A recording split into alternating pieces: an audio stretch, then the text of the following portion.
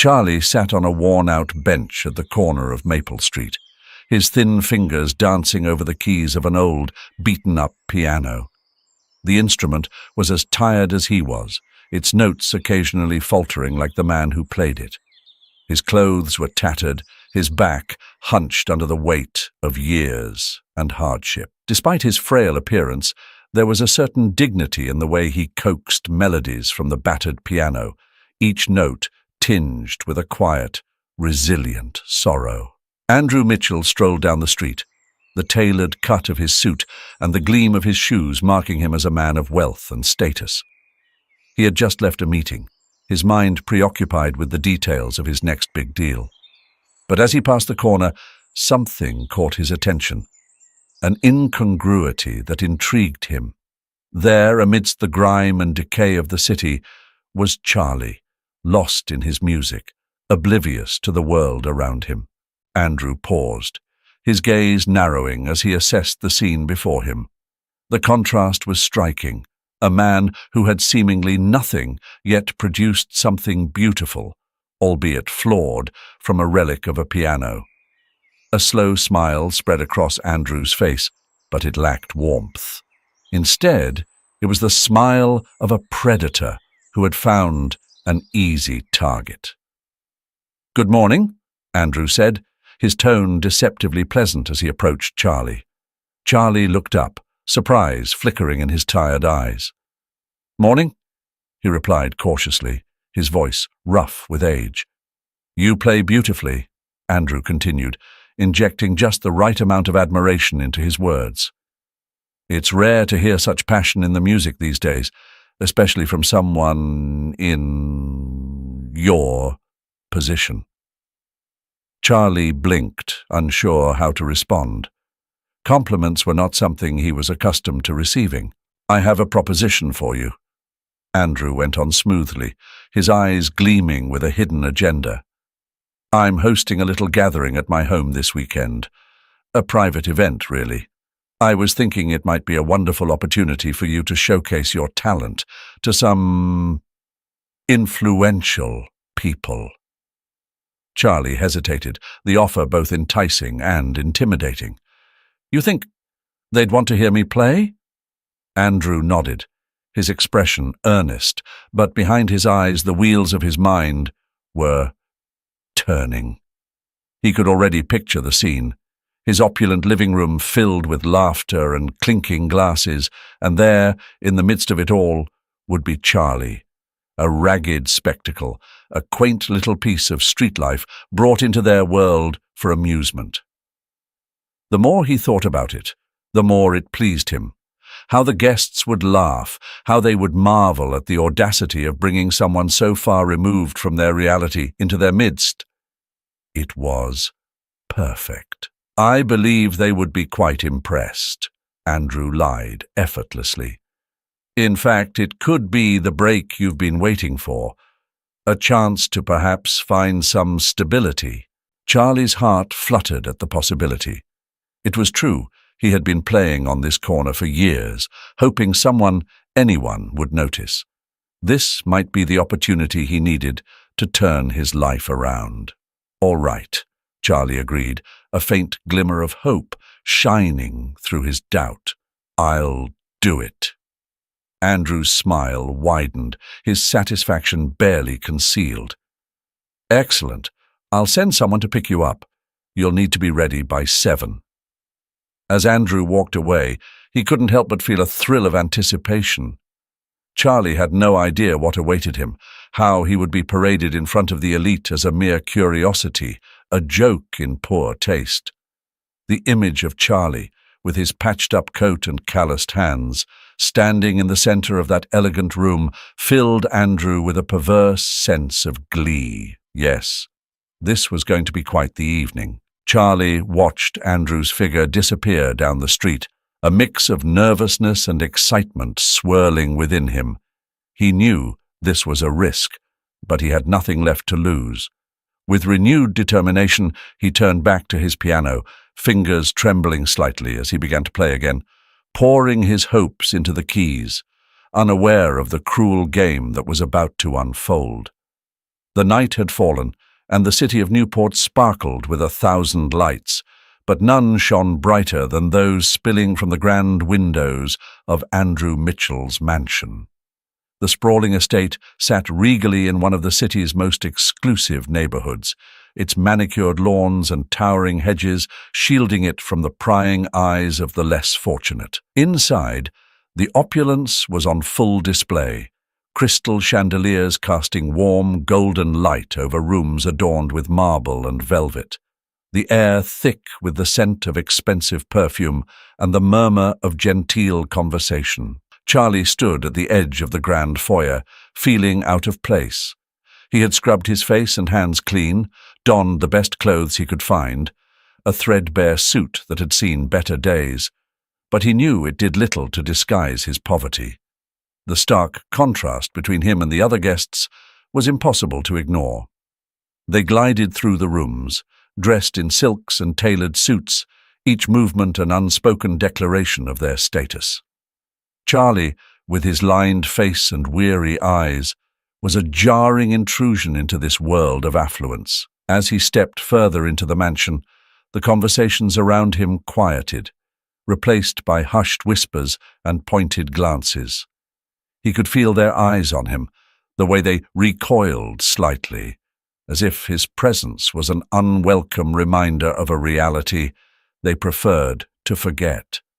The air buzzed with murmurs of disdain, growing louder as he moved deeper into the gathering. "Who invited him?" a woman's voice hissed, the words laced with incredulity. "Is this some sort of joke?" another guest muttered, his gaze flicking dismissively over Charlie's form.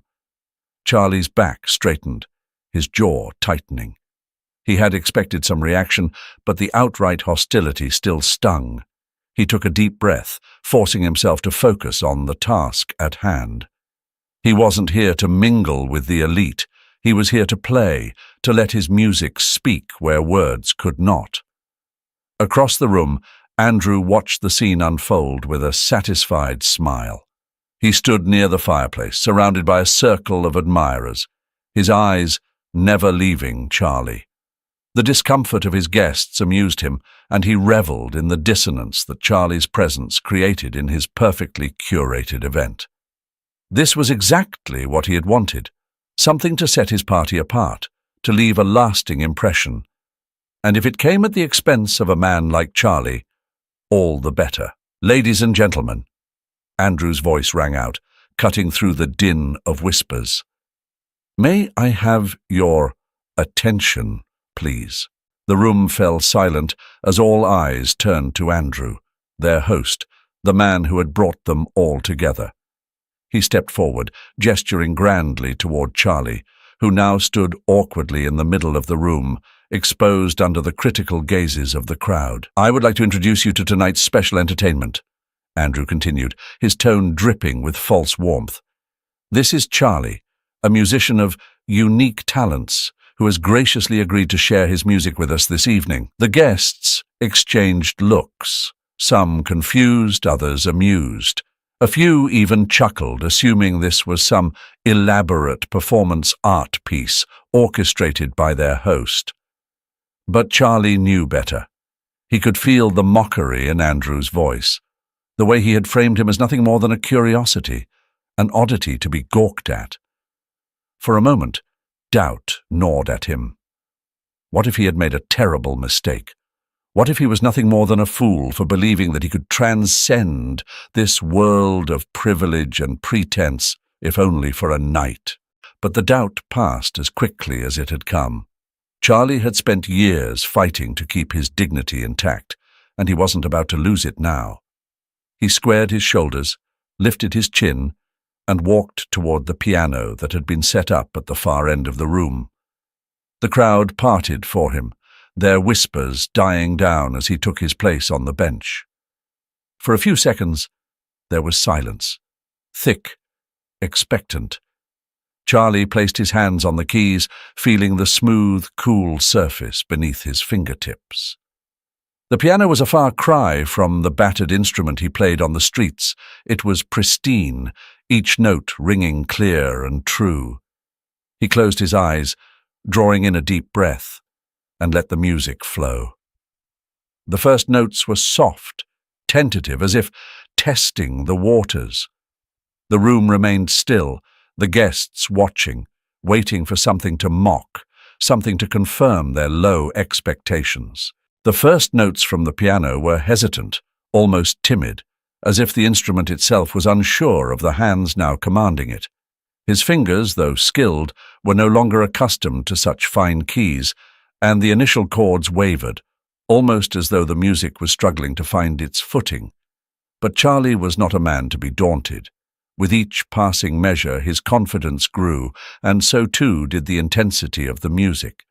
What began as a tentative exploration of sound soon transformed into a melody that carried weight, a story told through each rising and falling note. Charlie played with a focus that belied the weariness etched into his features, his mind shutting out everything but the piano in front of him. The crowd, which had moments ago been so dismissive, began to shift uncomfortably, sensing the change but not yet fully comprehending it. Andrew Mitchell stood at the back of the room, his smile frozen as he watched the scene unfold. This was not what he had envisioned. He had expected Charlie to flounder, to embarrass himself, to confirm the assumptions of everyone present. But instead there was something happening, something he hadn't anticipated. The laughter had died away, replaced by a creeping silence that grew with each passing second. Charlie's music, no longer confined by the boundaries of its players' nerves, began to fill the room in earnest. The melody was haunting, a reflection of the life that had shaped the man at the piano. It spoke of loneliness and resilience, of dreams long abandoned and then found again in the quiet moments of solitude. The sound seemed to draw the room in, pulling at the corners of each guest's attention, demanding to be heard. The guests, who had moments before been whispering behind their glasses of champagne, now found themselves uncomfortably aware of the shift in atmosphere. The snide remarks, the knowing smirks, all seemed out of place in the face of the music's raw honesty. Slowly, conversations petered out, leaving only the sound of Charlie's playing to fill the silence. The room, once filled with superficial pleasantries, was now heavy with an emotion that no one had expected to feel. Andrew's eyes narrowed, his satisfaction turning to unease. This wasn't part of the plan. He had intended to make a spectacle of Charlie, to use him as a reminder of the vast chasm between wealth and poverty. But now, as he watched the guests fall under the spell of the music, Andrew found himself questioning his motives. The disdain he had felt for Charlie was slipping away, replaced by a reluctant admiration that he couldn't quite explain. Charlie, lost in the music, was unaware of the impact he was having. He played with an intensity that came from years of pouring his soul into the piano, even when no one was listening. Now, here in this room full of strangers, he let that intensity loose, no longer caring about the judgment of those around him. The music was his voice, his story, and he played it with a depth of feeling that silenced all doubt. The final notes of the piece hung in the air, reverberating through the silence that had taken hold of the room. Charlie let his hands fall from the keys, his breath coming in shallow gasps as the last echoes faded away. For a moment, there was nothing. No applause, no whispers, just a heavy stillness that seemed to hold the entire room in its grip. Then, slowly, almost hesitantly, someone began to clap. It was a tentative sound at first, as if the guest wasn't entirely sure if such an applause was appropriate. But it spread quickly, gaining momentum as more hands joined in. The applause grew, filling the room with a fervor that no one had anticipated. The guests who had once looked down on Charlie now rose to their feet, clapping with an enthusiasm that bordered on reverence. Andrew watched, his expression unreadable as the room erupted into a standing ovation. He felt a strange mix of emotions, pride, confusion, perhaps even a touch of envy. The man he had brought here to be a spectacle was now the center of attention, but not in the way he had intended. Charlie, who had been so easily dismissed, was now being celebrated for the very thing Andrew had sought to trivialize. Charlie stood from the piano, looking out at the sea of faces before him. The applause was deafening, but it wasn't the sound that moved him. It was the understanding that, in this moment, he had finally been seen. Andrew Mitchell stood near the back of the room, where the shadows from the chandeliers didn't quite reach. His hands were clasped tightly behind his back, his fingers twisting together in a way that betrayed the turmoil boiling just beneath his polished exterior. The applause that had erupted for Charlie still echoed in his ears, a sound that felt as though it was hammering at the walls he'd carefully constructed over years of privilege and control. This was not how things were supposed to go. He had envisioned a different scene, a room full of laughter at Charlie's expense, a confirmation of Andrew's superiority. But instead, he had been forced to watch as the very guests he'd hoped to entertain had been swept away by the raw power of Charlie's music. They had cheered for him, stood for him, and in doing so had unwittingly torn apart the fabric of Andrew's carefully curated world.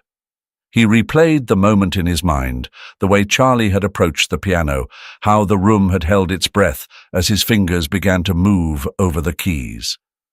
Andrew had expected failure, something to mock and dismiss. But what he had seen, what they had all seen, was something else entirely. The music had been haunting, yes, but more than that, it had been true. There had been a sincerity in it that Andrew, with all his wealth and power, had never been able to touch. The guests were beginning to disperse now, their voices mingling in low, murmured conversations as they gathered their coats and made their way out into the night. Andrew watched them go, his chest tight with a sense of disorientation. He had always been the master of his world, dictating the terms of every interaction, every relationship. But tonight, something had shifted, and for the first time in years he felt unsure. When the last of the guests had left, Andrew found himself alone in the room with Charlie, who was still sitting at the piano, his hands resting gently on his lap. The quiet that filled the space was heavy, and Andrew's heart pounded in the silence, each beat echoing with the realization that he had been wrong, so terribly wrong. Slowly, almost hesitantly, Andrew approached the piano. He was a man used to commanding attention, to walking into a room and owning it with his presence. But now, as he neared Charlie, there was none of that usual confidence in his step. Instead, he felt like a child approaching a teacher, unsure of what to say, how to make amends. "Charlie," he began, his voice low, almost rough. It was a tone unfamiliar to him, a tone that held no trace of the superiority he had always carried.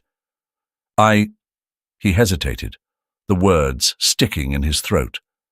Apologizing did not come naturally to him.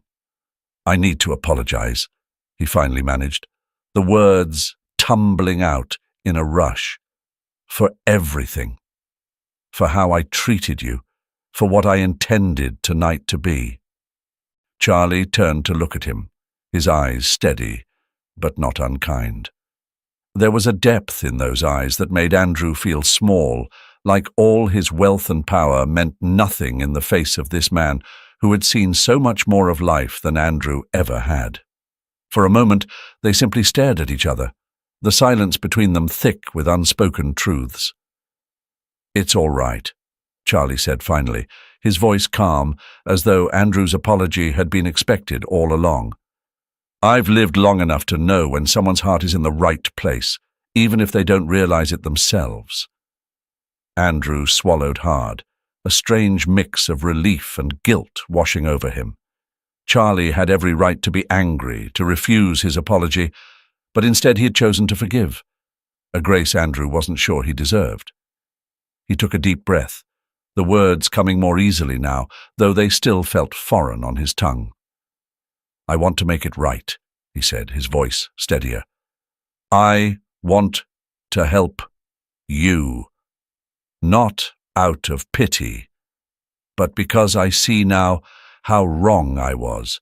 You have something that I've never had, never understood, and I want to support that, however I can." Charlie studied him for a long moment, as though weighing the sincerity of his offer. Then, slowly, he nodded. "We can't change the past," he said quietly, "but we can decide what to do with the future." Andrew felt a weight lift from his chest at those words, a sense of possibility where there had once been only pride and resentment. For the first time in a long while, he felt that he was on the brink of something real, something meaningful. "Thank you," Andrew said, the words coming from somewhere deep within him. "I'd like to start over, to help you achieve what you've always deserved." Charlie smiled, a small, genuine smile that reached his eyes. "Let's see where it takes us, then." As they stood together, the grand room around them quiet and empty, there was an understanding that passed between them, a recognition that they were no longer just two men from different worlds. The sun filtered through the dusty windows of the modest recording studio, casting soft rays onto the worn wooden floor. Charlie sat at the grand piano, its polished surface a stark contrast to the aged walls surrounding it. He flexed his fingers, feeling the familiar tingling anticipation before playing. Across the room, Andrew observed, his arms crossed, a thoughtful expression on his face. "Ready when you are," the sound engineer called from behind the glass partition, his voice crackling through the intercom. Charlie nodded, taking a deep breath. His fingers found their positions, and with a gentle press, the first notes filled the space, a melody both haunting and hopeful. As he played, time seemed to dissolve, leaving only the music and the emotions it carried. Each note was a testament to his journey, from the streets of Maple to this very room. Andrew watched intently, his eyes never leaving Charlie. He had arranged this session, pulling strings and calling in favors, determined to give Charlie the platform he deserved. As the music enveloped him, Andrew felt a swell of pride. When the final chord resonated and faded, silence hung in the air, thick and reverent. Charlie lifted his hands, exhaling slowly, a contented smile playing on his lips. "Brilliant," the engineer's voice broke the silence. "Absolutely brilliant." Charlie glanced over at Andrew, his eyes gleaming with a mixture of gratitude and disbelief. "Did that really just happen?" Andrew chuckled, pushing himself off the wall. "It did, and it's only the beginning." Weeks turned into months, and Charlie's recordings began to circulate. Small venues became larger halls, and soon his name was whispered with admiration among music enthusiasts. Yet, despite the growing fame, Charlie remained grounded, his feet firmly planted in the values that had guided him all his life.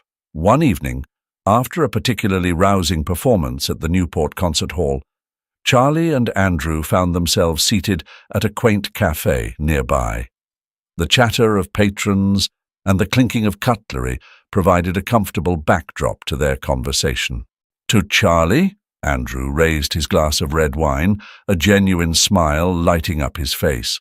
"To your success and the many more to come." Charlie lifted his cup of tea, a twinkle in his eye. "And to you for believing in a street musician." They clinked their glasses, the sound crisp and satisfying. Taking a sip, Charlie set his cup down. He gazed drifting to the bustling street outside. "It's surreal, you know, playing for audiences who actually listen, who feel the music." Andrew leaned back, studying his friend. "You've always had that power, The rest of the world just needed a nudge to notice. Charlie chuckled softly. Perhaps, but I couldn't have done it without your help. Andrew waved a dismissive hand. I merely opened a door.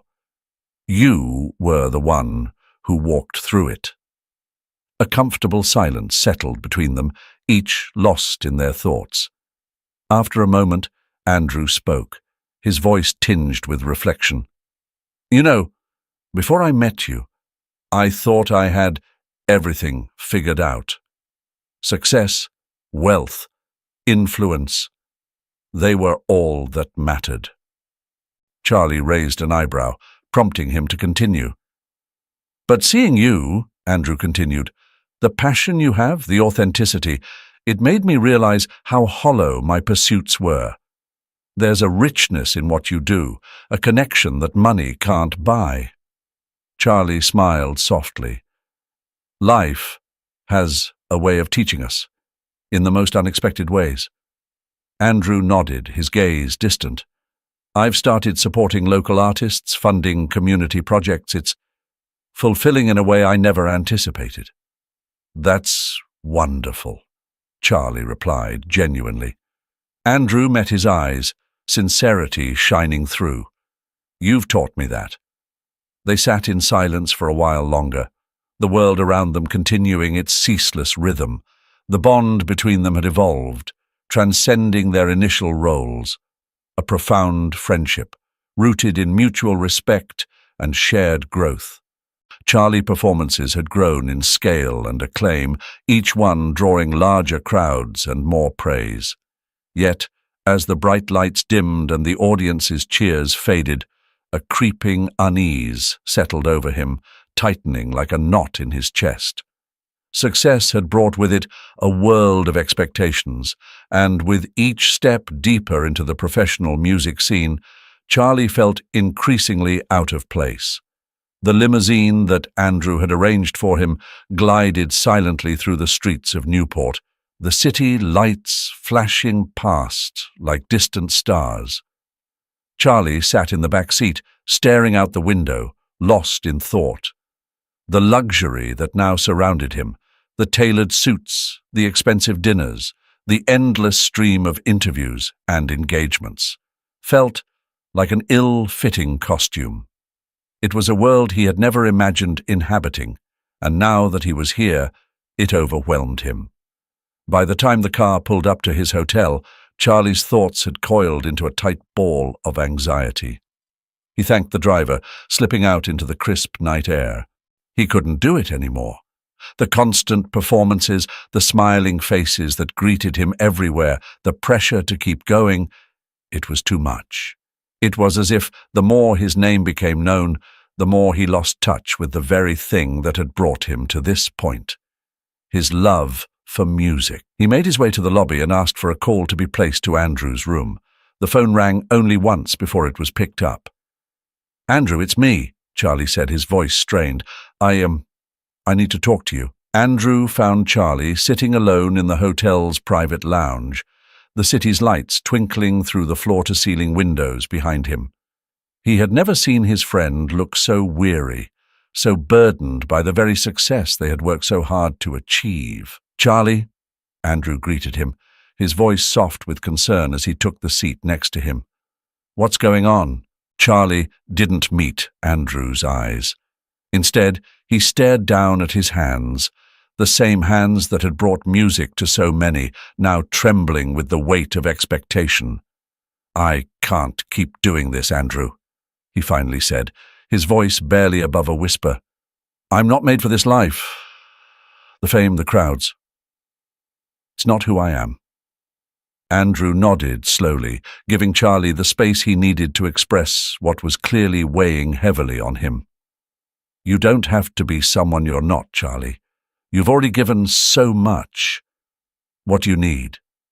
Charlie sighed, the sound heavy with years of accumulated grief and exhaustion.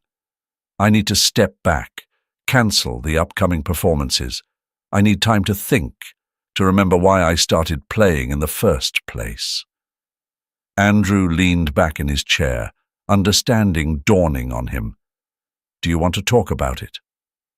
Charlie was silent for a long time, the only sound the faint hum of the city outside. When he finally spoke, his voice was thick with emotion. "I used to play for my wife and son. They loved listening to me play. It was our thing, you know, our time together." He paused, his gaze distant as memories washed over him. "When they died, I didn't know what to do with myself. The only thing that made sense was to keep playing, like I was still playing for them, like they could still hear me."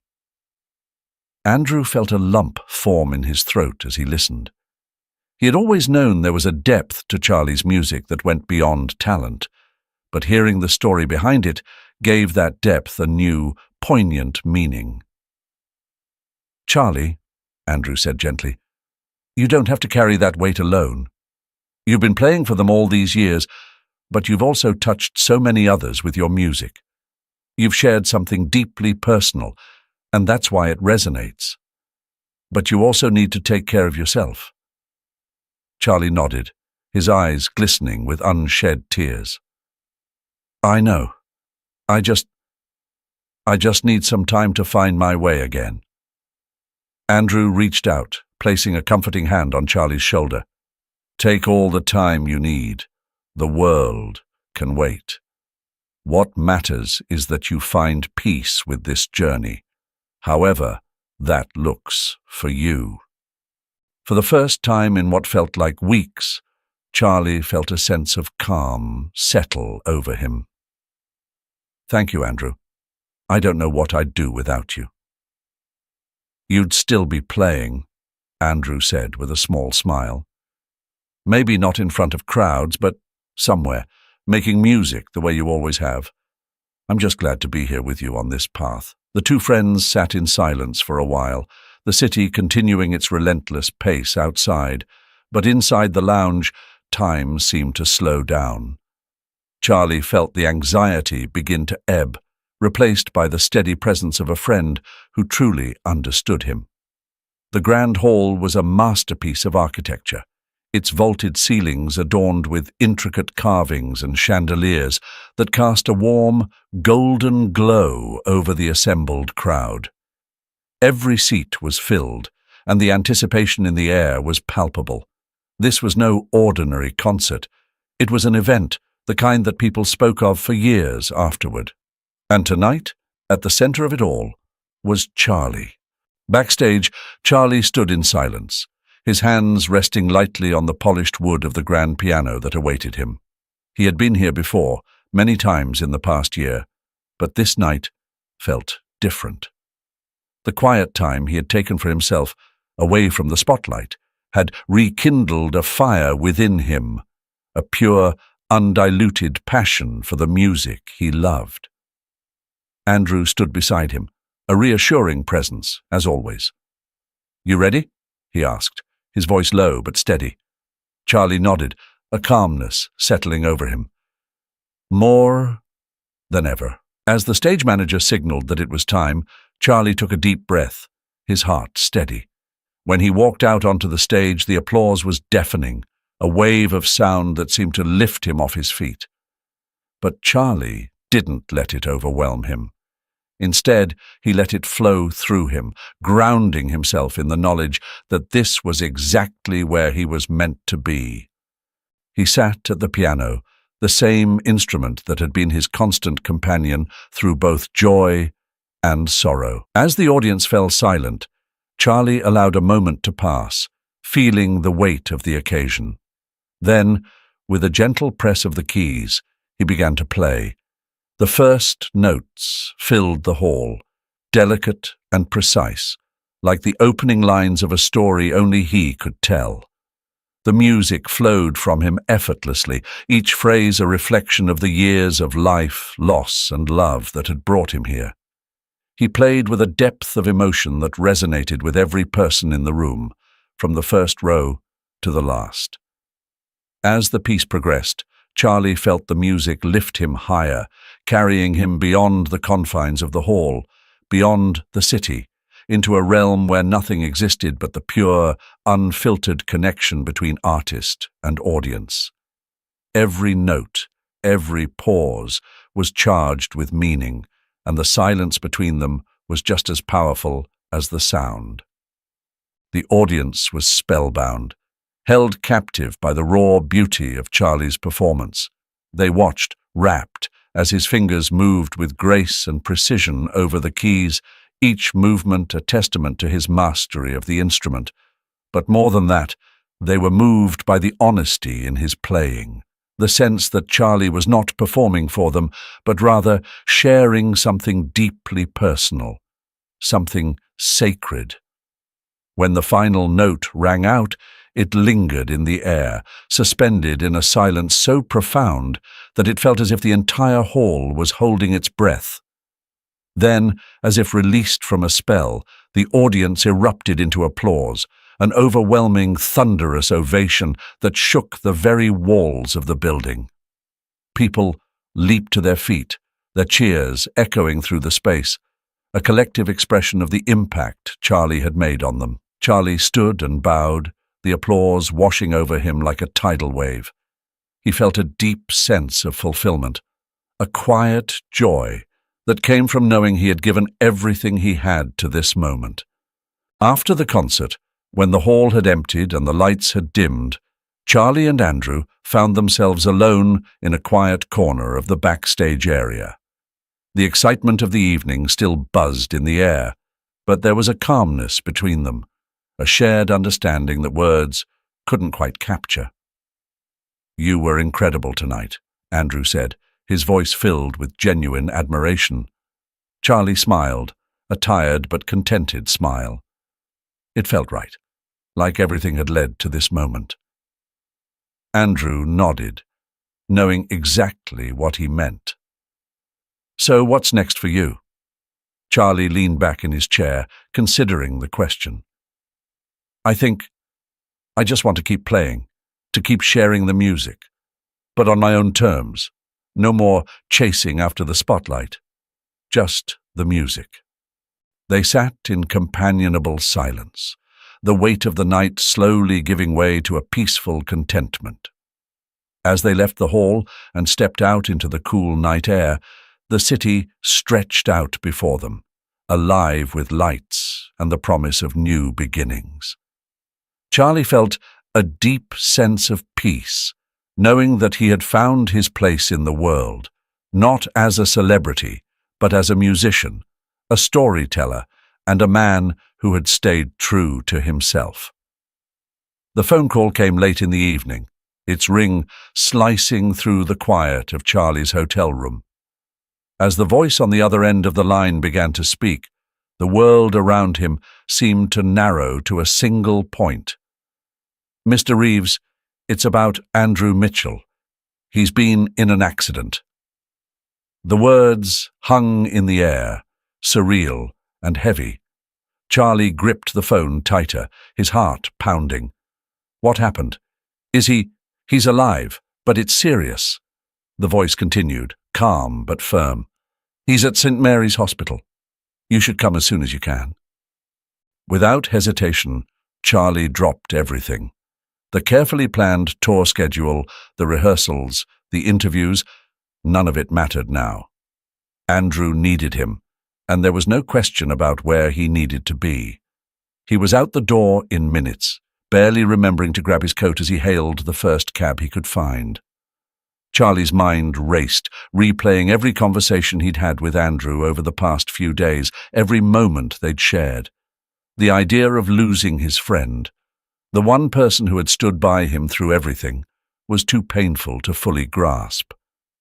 When he arrived at the hospital, Charlie barely registered the sterile brightness of the lobby, the distant hum of machinery, or the muted conversations of doctors and nurses. His focus was singular: find Andrew. The nurse at the desk directed him to the ICU, where Andrew had been admitted. Charlie found Andrew lying in a hospital bed, surrounded by monitors that beeped softly in the dim room. His face was pale, a few cuts and bruises marking his skin, and his arm was in a cast. He looked small, vulnerable, so different from the confident, assured man Charlie had always known. The sight of his friend like this sent a sharp pang through Charlie's chest. He approached the bed slowly, his footsteps quiet against the linoleum floor.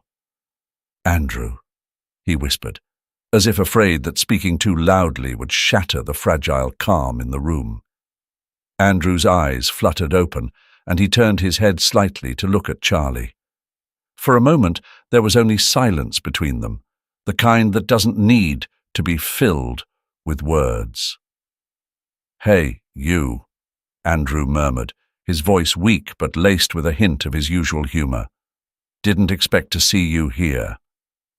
"Where else would I be?" Charlie replied, taking a seat beside the bed. He reached out, his hand resting lightly on Andrew's. The warmth of the touch was a small comfort, a reminder that Andrew was still here, still alive.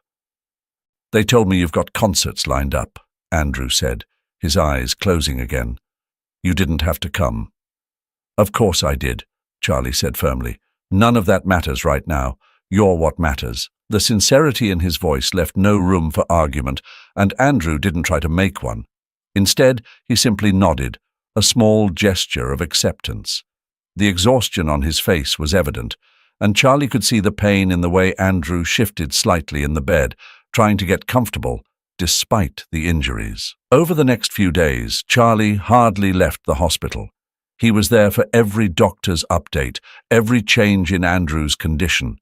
He made sure Andrew took his medications, helped him sit up when he needed to, and kept a constant watch over his friend's well-being. Charlie did it all with quiet dedication. When Andrew struggled to sleep, Charlie would sit by his bedside, reading aloud from whatever book he had picked up at the hospital gift shop. When Andrew felt frustrated by his limitations, Charlie was there to listen, offering words of encouragement that came from the heart. And when Andrew was simply too tired to speak, Charlie stayed by his side, a steady presence in the silence. As Andrew's strength slowly returned, so did his spirit. He joked more, smiled more, and began to talk about the future again, about plans they'd made, dreams they hadn't yet realized. Charlie listened, feeling a deep sense of gratitude that they had more time to share. One afternoon, as Andrew was finally able to sit up on his own, he looked at Charlie, his expression serious. "You know," he said, "I never really thanked you for being here, for dropping everything." Charlie shook his head. "You don't have to thank me, Andrew.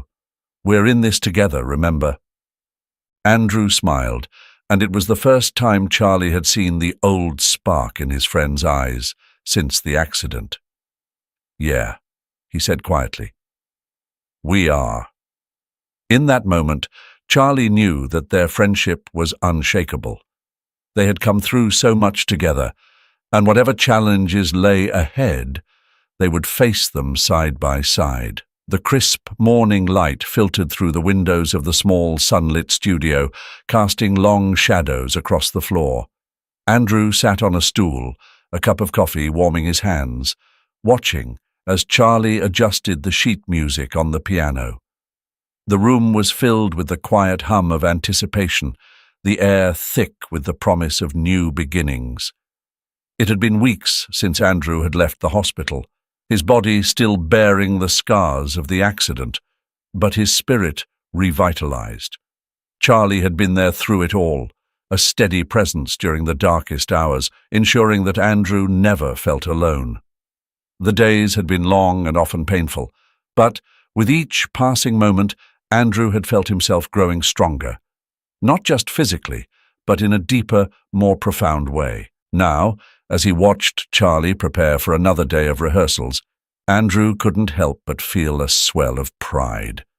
The man who had once played on street corners, hoping for a moment's recognition, was now an artist with a future as bright as the sun streaming into the room.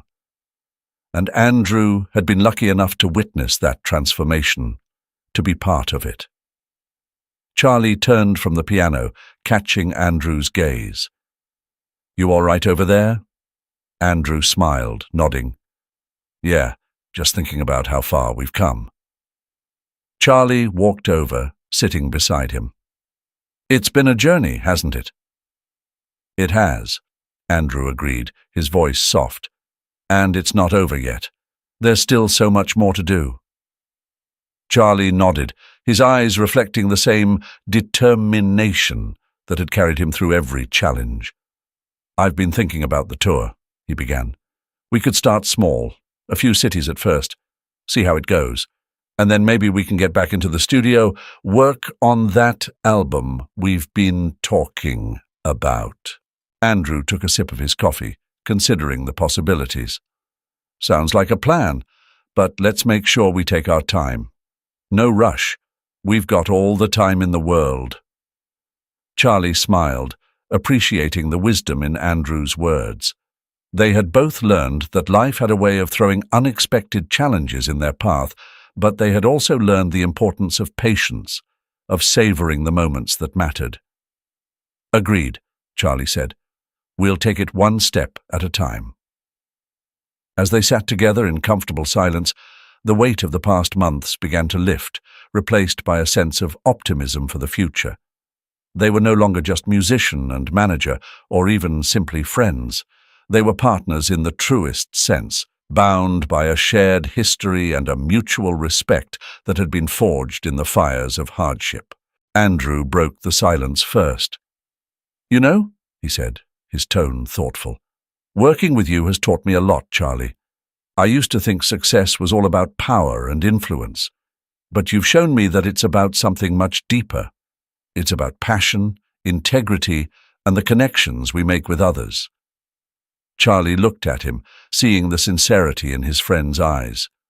You've taught me a lot too, Andrew. I wouldn't be here without you. But I think we've both learned that it's not just about what we achieve, but how we go about it.